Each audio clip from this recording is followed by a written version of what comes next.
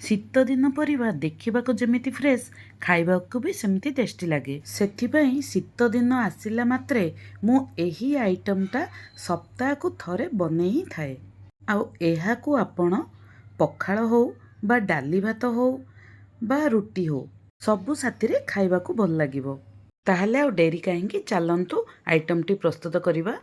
ଚ୍ୟାନେଲରେ ଯଦି ନୂଆ ଅଛନ୍ତି ତାହେଲେ ପ୍ଲିଜ୍ ସବସ୍କ୍ରାଇବ୍ କରିବା ପାଇଁ ଅନୁରୋଧ ରହିଲା।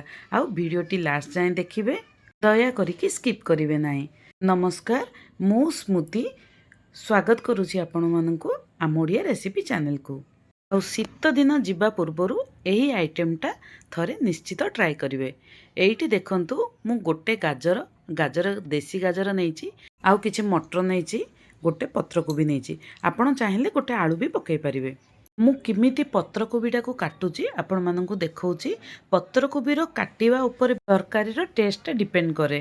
ତ ଏହି ପତ୍ରକୋବି ଦାମ ପାଇଁ ମୁଁ ପତ୍ରକୋବିକୁ ଏମିତି ଚାରିସୁରା କରିନେଲି, ଆଉ ତାକୁ ଲମ୍ବା ଲମ୍ବା କାଟିଲି। ଯେମିତି ଆମେ ନୁଡ଼ଲ୍ସ ପାଇଁ, ଫ୍ରାଏଡ଼୍ ରାଇସ୍ ପାଇଁ କାଟୁଛେ, ତାର ଟିକେ ଥିକନେସ୍ଟା ଟିକେ ମୋଟା ରୁହେ। ମୁଁ ଏଇଠି ପୁରା ପତଲା ପତଲା କରିକି ଲମ୍ବା ଲମ୍ବା କରି କାଟିଛି। ଏହାକୁ ଜମାରୁ ଛୋଟ ଛୋଟ କରି କାଟିବେନି।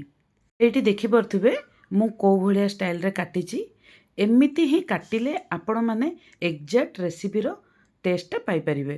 ବାକି ପତ୍ରକୋବିକୁ ବି ସେମିତି ଆମେ କାଟି ନେବା। ଏବେ ଗୋଟେ କଢ଼େଇରେ କିଛି ତେଲ ଦେଇଦେବା। ତେଲ ତାତିଗଲା ପରେ ସେଥିରେ ଫୁଟଣରେ ଆମେ 1/4 ସ୍ପୁନ୍ ସୋରିଷ, 1/4 ସ୍ପୁନ୍ ଜିରା, 1/4 ସ୍ପୁନ୍ ବିରି ଡାଲିକୁ ଦେଇଦେବା। ତାପରେ 4ଟି କଞ୍ଚା ଲଙ୍କାକୁ ଏମିତି ଲମ୍ବା ଲମ୍ବା ଫଡ଼ା କରିକି କାଟି ନେଇଛି, ତାକୁ ବି ଦେଇଦେବା। ଆଉ ଗୋଟେ ବଡ଼ ପିଆଜ, ପତ୍ରକୋବି ଦାମରେ ଗୋଟେ ବଡ଼ ପିଆଜକୁ ଆପଣ ନେବେ। ଆପଣ ଚାହିଁଲେ 2ଟା ବି ପିଆଜ ନେଇପାରିବେ, ତାର ଟେଷ୍ଟ ଆହୁରି ବହୁତ ବଢ଼ିଆ ଲାଗିବ। ପିଆଜଟା ଟିକେ ମୋଟା ମୋଟା କାଟିଥିବେ। ପିଆଜର କଲର୍ ଟିକେ ଚେଞ୍ଜ ହେଇକି ଆସିଲେ ସେଥିରେ ଆମେ ଅଦା ରସୁଣ ପେଷ୍ଟକୁ ଦେଇଦେବା। ଏଇଠି ମୁଁ ରେଡ଼ିମେଡ଼୍ ଅଦା ରସୁଣ ପେଷ୍ଟ ୟୁଜ୍ କରୁଛି। ଆପଣ ଯଦି ବାଟିକି ଘରେ ଦେଉଛନ୍ତି ତାହେଲେ ବହୁତ ହି ବଢ଼ିଆ ଟେଷ୍ଟ ଲାଗିବ। ଏବେ ଆମେ ଗୋଟେ ଟମାଟୋକୁ ଛୋଟ ଛୋଟ କାଟିକି ଦେଇଦେବା। ଟମାଟୋଟା ମେଲ୍ଟ ହେଇକି ଆସିଲେ ସେଥିରେ କଟା ହେଇଥିବା ଛୋଟ ଛୋଟ ଗାଜରକୁ ଦେଇଦେବା, ଆଉ ମଟର, ଆଉ ତାପରେ ପତ୍ରକୋବିକୁ ଛାଣିକି ରଖିଥିବା, ନହେଲେ ତାର ପାଣି ବହୁତ ବାହାରିଯିବ। ପତ୍ରକୋବିକୁ ଦେଇଦେବା। ଏବେ ପତ୍ରକୋବିକୁ 1ରୁ 2 ମିନିଟ୍ ଭାଜିଲା ପରେ ସେଥିରେ ସ୍ୱାଦ ଅନୁସାରେ ଲୁଣ, ହଳଦୀ ଗୁଣ୍ଡ, ମରିଚ ଗୁଣ୍ଡକୁ ଦେଇଦେବା। ଏହିସବୁ ମସଲାର କ୍ୱାଣ୍ଟିଟି ଆପଣ କମ୍ ଅଧିକ କରିପାରିବେ ଆପଣଙ୍କର ପତ୍ରକୋବିର କ୍ୱାଣ୍ଟିଟି ହିସାବରେ। ଏବେ 2ରୁ 3 ମିନିଟ୍ ପତ୍ରକୋବିକୁ ସିଝିବା ପାଇଁ ଟିକେ ଛାଡ଼ିଦେବା। ତା ଫଳରେ କ'ଣ ନା, ପତ୍ରକୋବିର ଯାହା ବି ପାଣି ଥିବ ତାହା ବାହାରିଯିବ। ପତ୍ରକୋବିଟା ଅଧା ସିଝିଗଲା ପରେ ସେଥିରେ ଆମେ ଧନିଆ ଗୁଣ୍ଡ, ଜିରା ଗୁଣ୍ଡ, ଗରମ ମସଲା ଆଉ ଟିକେ ଚିକେନ ମସଲାକୁ ଦେଇଦେବା। ଏହି ମସଲା ସବୁକୁ ଭଲସେ ପତ୍ରକୋବିରେ ମିଶାଇ ଦେଲା ପରେ ଶେଷରେ ଆମେ ଟିକେ ଧନିଆ ପତ୍ର ଦେଇଦେବା। ଧନିଆ ପତ୍ର ଦେବା ପରେ ପତ୍ରକୋବି ଦାମକୁ ଆଉ 1ରୁ 2 ମିନିଟ୍ ସିଝିବା ପାଇଁ ଛାଡ଼ିଦେବା।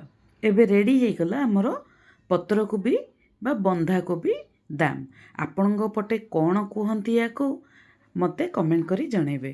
ଆଉ ଗୋଟେ ଟିପ୍ସ, ପତ୍ରକୋବିକୁ ଜମାରୁ ଛୋଟ ଛୋଟ କାଟିବେ ନାହିଁ ଏଇ ଆଇଟମ୍ ପାଇଁ, ଆଉ ତାକୁ ଓଭର କୁକ୍ କରିବେନି, ନହେଲେ ଏଇ ଆଇଟମ୍ରେ ଜମାରୁ ବି ଭଲ ଲାଗିବନି, ପୁରା ଲସଲସିଆ ହେଇଯିବ।